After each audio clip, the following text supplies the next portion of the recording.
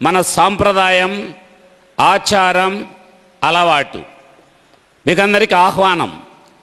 ఫ్రీగా వచ్చే దేన్నైనా చీపు అంటామని, రిస్క్ తీసుకుని ఏదైనా సాధించే వాళ్ళమని, పరిష్కారమే లేని ప్రాబ్లం ఎక్కడ ఉండదని, ప్రతిభను మించిన పదును ఆయుధం లేనే లేదని, సాగుతున్న రహదారుల్లో ముఖమోటం కూడదని, గోచి పెట్టి కాకా పట్టే వ్యవహారం నచ్చదని, ఎంచుకున్న టార్గెట్ వదిలే తాటే తప్పని, ఎంచుకున్న టార్గెట్ వదిలే తాటే తప్పని, దూసుకు వచ్చే ఆత్మశక్తిపై డౌటే రావద్దని, పడినా లేచి తీరంచేరే కెరటం గొప్పదని, ముందుకు తప్ప వెనుకకు మరలని నది మానేస్తామని, ప్రతి ఓటమిలో గెలుపును చెప్పే పాఠం ఉన్నదని, ప్రయత్నాన్ని ఆపకపోవడమే విజయ రహస్యమని, కాలం కన్నా వేగంగా ఉరికి ఉరికి శిఖరాలెన్నో అధిరోహించే కుర్ర తరానికి స్వాగతం, కొత్త స్వరానికి స్వాగతం.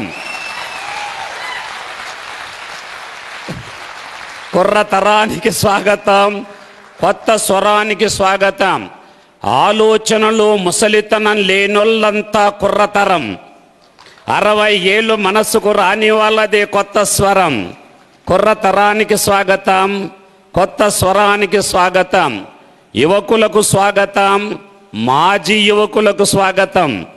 యువతులకు స్వాగతం, మాజీ యువతులకు స్వాగతం.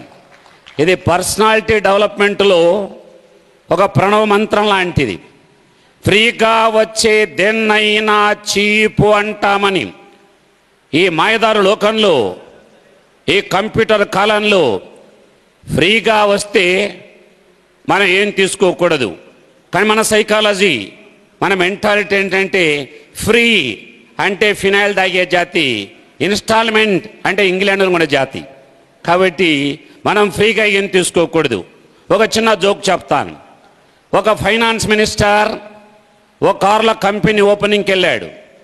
రిబ్బన్ కట్ చేసి కంపెనీని ఓపెన్ చేసిన తర్వాత ఆ కంపెనీ మేనేజ్మెంట్ వాళ్ళు ఆ ఫైనాన్స్ మినిస్టర్కు గిఫ్ట్గా ఒక ఇంపోర్టెడ్ మెర్సిడెస్ బెంజ్ కార్ ఇచ్చారు.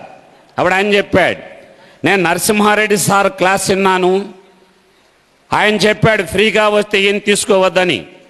అందువల్ల మీరు ఈ కారు ఫ్రీగా ఇవ్వక్కర్లేదు, దీని ధర రేటు చెప్పండి, డబ్బులు ఇస్తాను, తర్వాత కారు తీసుకుంటానన్నాడు. అప్పుడు మేనేజ్మెంట్ వాళ్ళు చెప్పారు, ఫ్రీగా తీసుకోవడం మీకు ఇష్టం లేకపోతే ₹1 ఇవ్వండి సార్, కారు ఇస్తామన్నారు. వెంటనే ఫైనాన్స్ మినిస్టర్ చెప్పాడు, అట్లయితే 2 కార్లు ఇవ్వమన్నాడు. అట్లయితే 2 కార్లు ఇవ్వమన్నాడు. అంటే ఫ్రీ అంటే ఫినాయిల్ తాగే జాతి.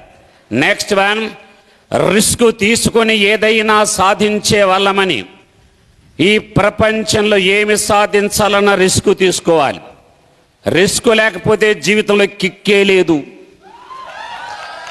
అందుకని నా కూతురు స్మైలీ అమ్మాయి చెప్పింది, నాన్న, birth is start of life, death is lost of life, beauty is art of life, friendship is a heart of life, love is a gift of life, risk is a part of life.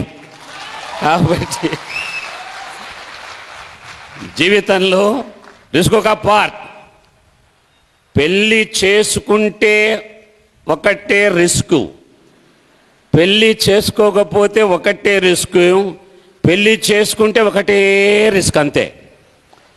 పెళ్ళి చేసుకోకపోతే కాలేదనే రిస్కే, పెళ్ళి చేసుకుంటే ఒకదాని తర్వాత ఒక risk వస్తూనే ఉంటుంది.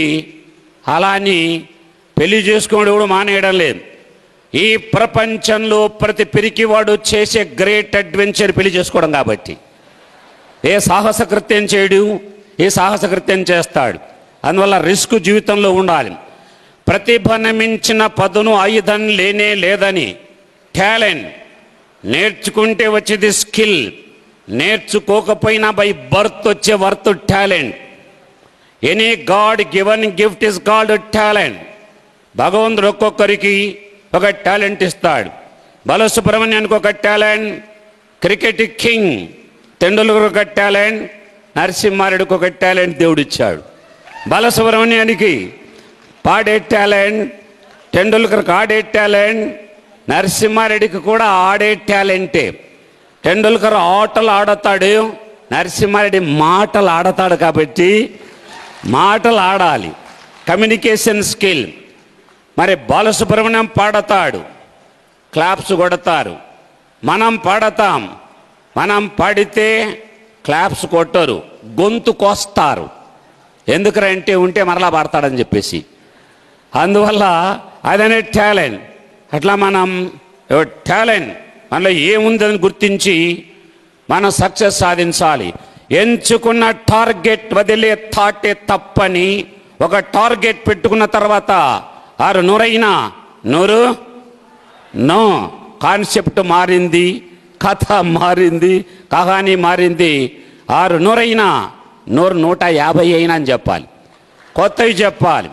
Concept 3 ఉంటాయి: old concept, new concept, latest concept. Old concept do or die, new concept do before you die, latest concept don't die until you do. ఇది latest concept my dear student. Old పోయి అంటే latest concept 100 150. అలాగే పరిష్కారమే లేని problem ఎక్కడ ఉండదని. ప్రపంచంలో సమస్యలు ఉంటాయి, వాటితో పాటు సమస్య పరిష్కారం కూడా ఉంటాయి. మనకు హిందీ కవి చెప్పాడు, జిందగీ మే మామలే నా హోతో తో జీనే మే క్యా మజా, జిందగీ మే మామలే నా హోతో తో జీనే మే క్యా మజా, तालाब में मछलियां ना हो तो तैरने में क्या मजा, कॉलेज में लड़कियां ना हो तो पढ़ने में क्या मजा. జీవితంలో సమస్య లేకపోతే జీవించడంలో ఆనందం లేదు. చెరువులో చాప పిల్లలు లేకపోతే ఈదడంలో మజా లేదు.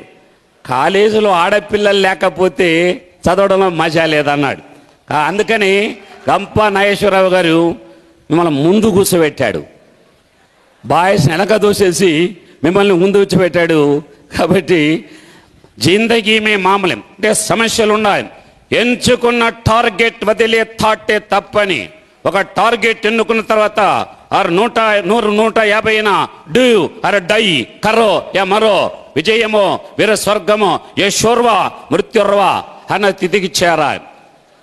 నేను ప్రకాశం జిల్లాలో ఆవుల బసిరెడ్డి ఇంజనీరింగ్ కాలేజీలో క్లాస్ చెబుతుంటే ఒక స్టూడెంట్ అడిగాడు, నరసింహారెడ్డి సార్, ఒక వ్యక్తి తాను ఉన్న స్థితి నుంచి ఉన్నత స్థితికి పోవాలన్నా, సాధారణ స్థాయి నుంచి అసాధారణ స్థాయికి వెళ్ళాలన్నా, అధమ తరగతి వాడు ప్రథమ తరగతికి పోవాలన్నా, ఎన్నుకున్న రంగంలో అంగవేసి అంగరంగ వైభోగంగా వీరంగం తొక్కాలన్నా, అంచెలంచెలుగా అంచనా వేయలేనంత కంచి గాలి గోపురం అంతా ఎత్తు ఎదగాలన్నా ఏం చేయాలి? నేను చెప్పాను, ప్రయత్నం చేయాలి. Try even if you fail, but never fail to try. To try and to fail is okay, but to fail to try is truly try even if you fail, but never fail to try. To try and to fail is okay, but to fail to try is truly tragic. Try until to die. Try, you can fly in the sky like a fly. మీరు కనుక అనుకున్నట్టయితే ఆకాశంలో ఫ్లైట్లో ఎగిరికి వెళ్తారు. అందుకని my dear friends, success secret చెప్తాను. ప్రయత్నం విరమిస్తే మరణించినట్లే, ప్రయత్నిస్తూ మరణిస్తే జయించినట్లే. ఓన్లీ సీక్రెట్, చివరి దాకా ప్రయత్నించాలి. అలాంటి వాళ్ళు సక్సెస్ సాధించినటువంటి వాళ్ళు.